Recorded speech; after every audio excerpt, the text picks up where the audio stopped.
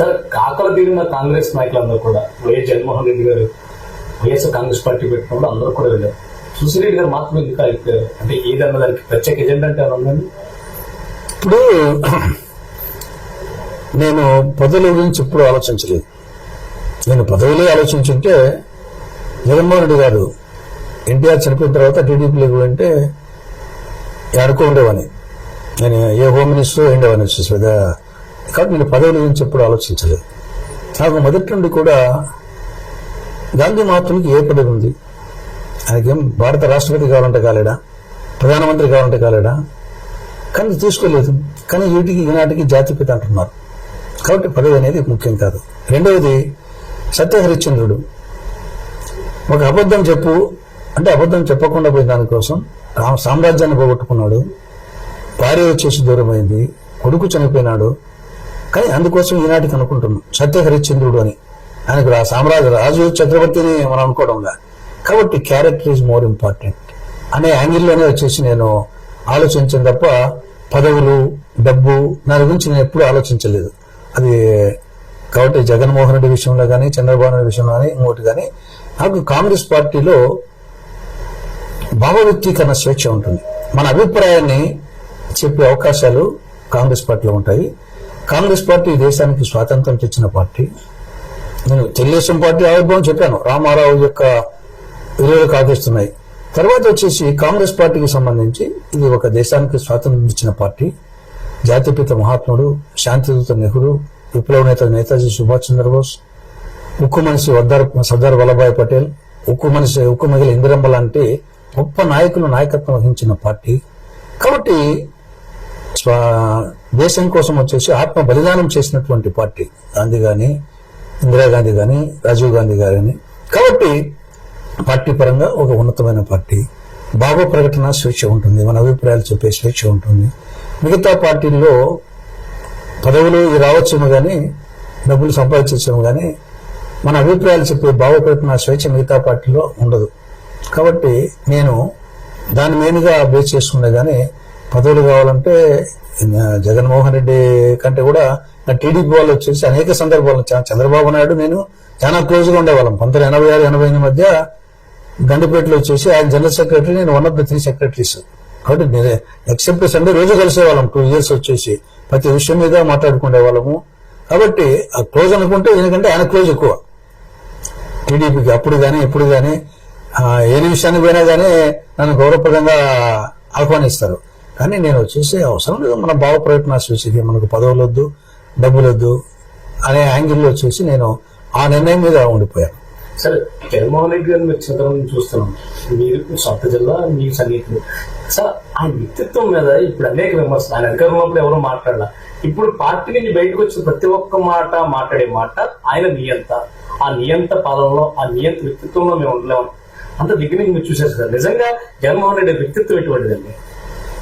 అంటే మరీ క్లోజ్గా చూసింది లేదు, కానీ కొన్ని సందర్భాల్లో వచ్చేసి మనము మిగతా నియోజకవర్గం కాబట్టి మనకు తెలుస్తూ ఉంటాయి. కొంతవరకు కొన్నిసార్లు పరిచయము.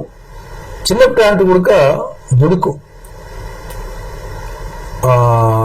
ఇంకోటి ఏమంటే రాజశేఖర రెడ్డి అధికారంలో ఉన్నా ప్రతిపక్షంలో ఉన్నా ఆ నియోజకవర్గానికి సంబంధించినంత వరకు ఒక సింహంగానే ఉన్నాడు. ప్రతిపక్షం ఉన్నప్పుడు కూడా రాజశేఖర రెడ్డి క్రేజ్ ఎప్పుడు వచ్చేసి ఆ నేపథ్యం, ఆ బ్యాక్గ్రౌండ్ కాబట్టి రాజశేఖర రెడ్డి కొడుకుగా ఇతనికి అధికారులు గౌరవించే వాళ్ళు, ఆ దుర్గు స్వభావం ఉండేది. తర్వాత అందువల్ల వచ్చేసి కొంత ఈ వ్యాపార దృక్పథం చిన్నప్పుడు అంటే వ్యాపారంగా కొంత ఒక విధంగా చెప్పాలంటే ఇతను చిన్నప్పుడు అంటే ఒక రాజకీయ వ్యాపారి. రాజకీయంకు, వ్యాపారానికి, రౌడీజానికి అన్ని కలగాపుల విధంగా డెమోక్రటిక్ గా రాజశేఖర రెడ్డి డెమోక్రటిక్ గా కష్టపడి పైకి వచ్చినాడు.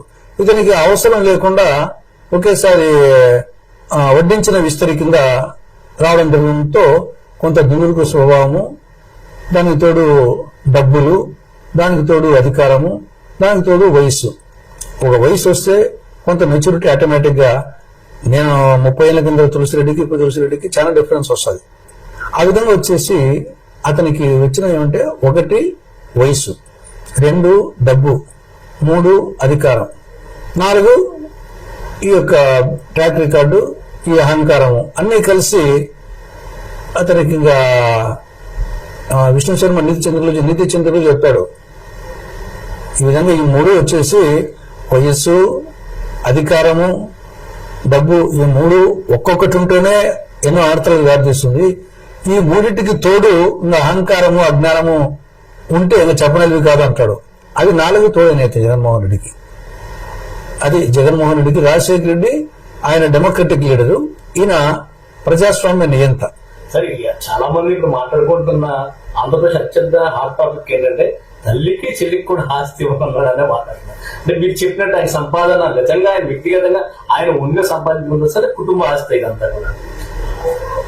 అంటే మరి కుటుంబాస్తి రాజశేఖర రెడ్డి ముఖ్యమైన అంతమంది వచ్చేసి ఒకనొకప్పుడు రాజశేఖర రెడ్డి ప్రారంభ దశలో బాగా డబ్బులు ఉండేవాడే. వాళ్ళ ఆయన వచ్చేసి ముగ్గురాలు కానీ ఎంత ఇన్కమ్ ట్యాక్స్ కట్టేవాళ్ళే.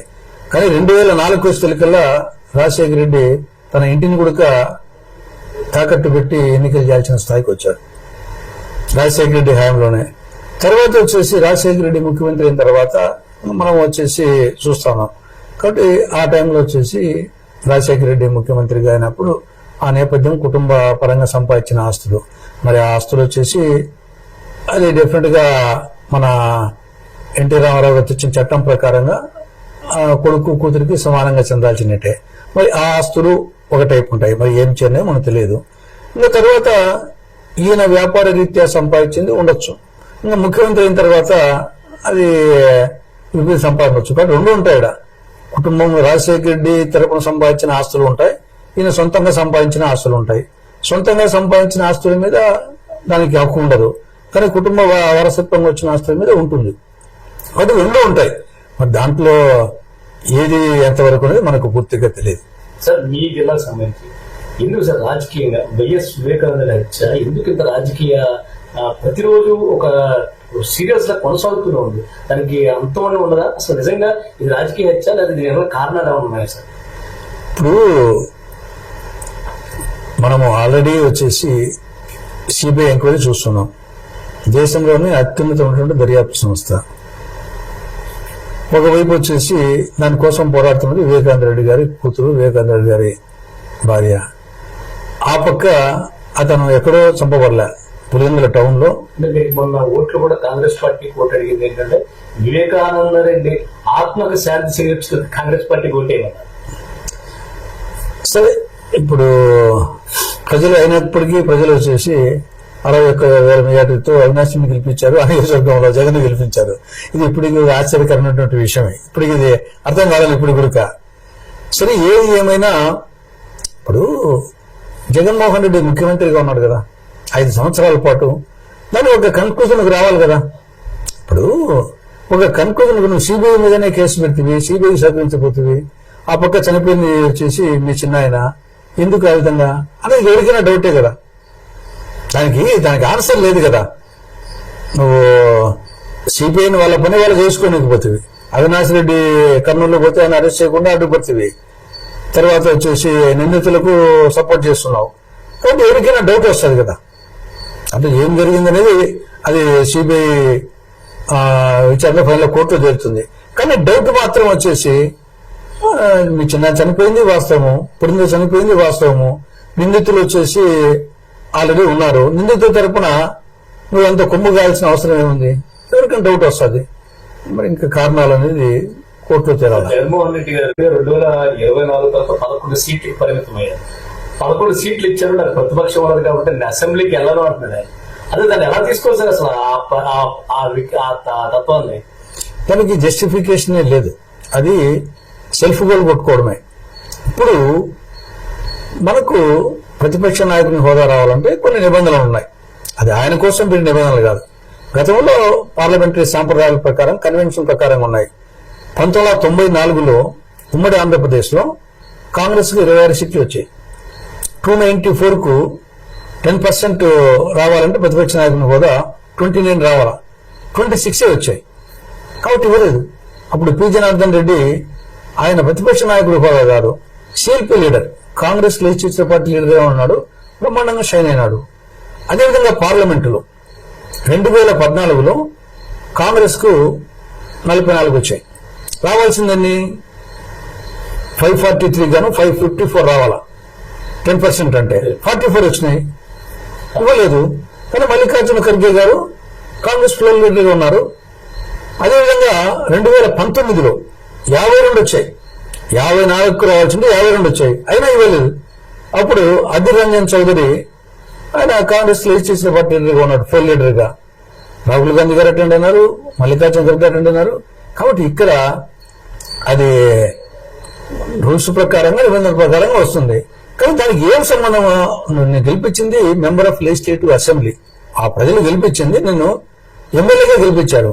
అంతకుముందు వెంకయ్యనాయుడు గారు కానీ జైపాల్ రెడ్డి గారు కానీ ఒకరు ఇద్దరున్నా కానీ అసెంబ్లీని ఇద్దరు చేసేవారు కదా. కాబట్టి ఇక్కడ సరుకు కావాలా, కాబట్టి నీ దగ్గర సరుకు లేకపోతేనే ఈ విధంగా భయపడము. కాబట్టి ఆయన నువ్వు ఎమ్మెల్యే పదవి రాజీనామా చేసి నువ్వు అసెంబ్లీకి పోనప్పుడు ఏదో సినిమా పాట ఉంది, ఆ గట్టును ఉంటావా నాగన్నా, ఈ గట్టును ఉంటావా నాగన్నా అన్నట్టు నువ్వు అసెంబ్లీకన్నా పోవాలా, రాజీనామా చేయాలా. నువ్వు అసెంబ్లీకి పోకుండా రాజీనామా చేయకుండా ఆ నియోజకవర్గము మిగతా ఎమ్మెల్యేలు వచ్చేసి వాళ్ళ నియోజకవర్గ ప్రజలకు అన్యాయం చేసినట్టు అవుతుంది. సార్, మెగాస్టార్ చిరంజీవి గారు కాంగ్రెస్ పార్టీలో ఉంటూనే చివరి కాలం గడిచింది రాజకీయ జీవితం. ప్రస్తుతం పార్టీకి సంబంధించి ఆయనకి ఉన్న మీకున్న రిలేషన్ ఎలా ఉంది సార్? అంటే ఆయన పార్టీ పరంగా లేదు కానీ ఆయన ఒక ఇండివిజువల్ గా అందరితో క్లోజ్ గా ఉంటాడు, రాజకీయాలకు కొంచెం అతీతంగా ఉంటాడు. కాబట్టి ఇండివిజువల్ గా వ్యక్తిగతంగా అందరూ ఆయన గౌరవిస్తారు.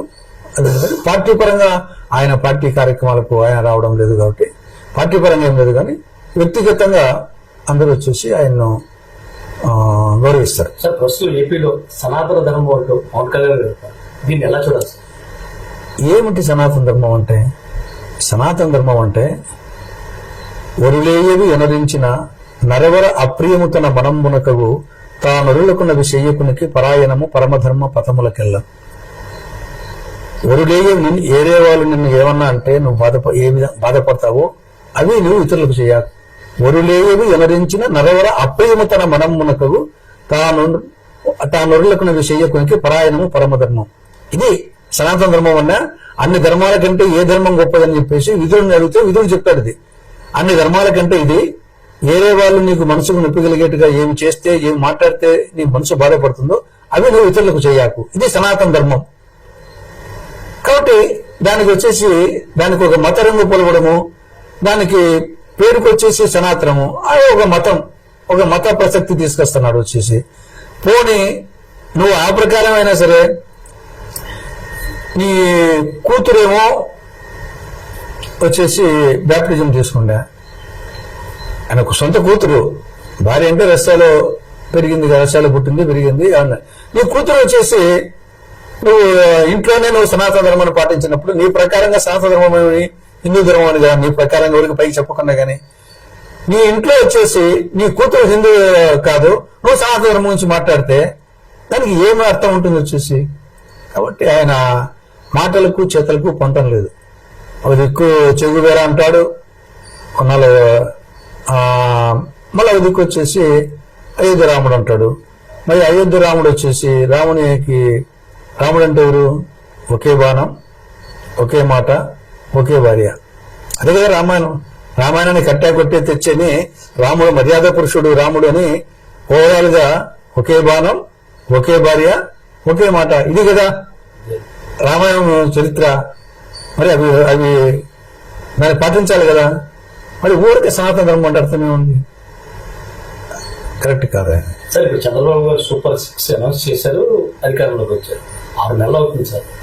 అసలు ఈ గవర్నమెంట్ మీద ఎలా చూడాలి? ఈ గవర్నమెంట్ ఈ పథకాలు అమలు జరుగుతాయి అంటారా? పథకాలు తీర్పులు ఎలా ఉన్నాయి? అసలు ఈ 6 గంటల కాలంలో ప్రభుత్వ పనితీరు ఎలా ఉంది?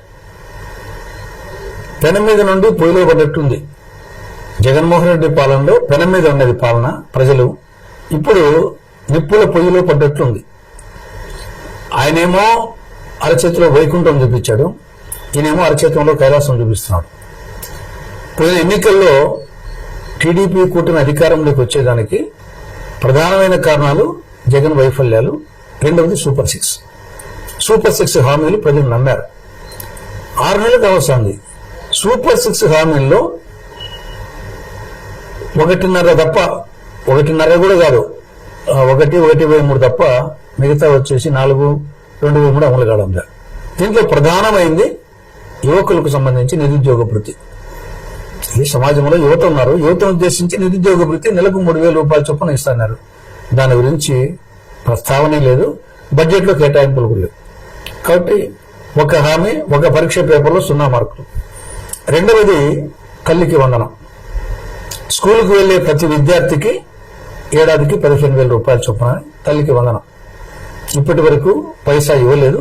మన బడ్జెట్లో కూడా పెట్టింది 5,000 చిల్లర పెట్టారు, కానీ అందరికీ ఇంప్లిమెంట్ కావాలంటే 12,000 కోట్లు. కానీ నువ్వు పెట్టిందే తక్కువ, అది కూడా ఇంప్లిమెంట్ కాలే. కాబట్టి ఎలా ఉందంటే తల్లికి వందనం, దాన్ని చెప్పాలంటే తల్లికి వందనం నిల్, తండ్రికి ఇంధనం ఫుల్ అనే విధంగా ఆ పథకం, దానికి 0 మార్కులు. మూడవది రైతు అన్నదాత సుఖీభవ, పేరు మార్చారు రైతు భరోసా. అన్నదాత సుఖీభవ పథకం కింద ప్రతి ఏడాది ప్రతి రైతు కుటుంబానికి 20,000 రూపాయల ఆర్థిక సహాయం. ఆల్రెడీ ఖరీఫ్ అయిపోయింది, రబీ కూడా అయిపోవచ్చింది, ఇంతవరకు పైసా ఇవ్వలేదు. కాబట్టి రైతు అన్నదాత సుఖీభవ పథకం ఏ విధంగా తయారైందంటే అన్నదాత దుఃఖీభవ పథకంగా తయారైపోయింది.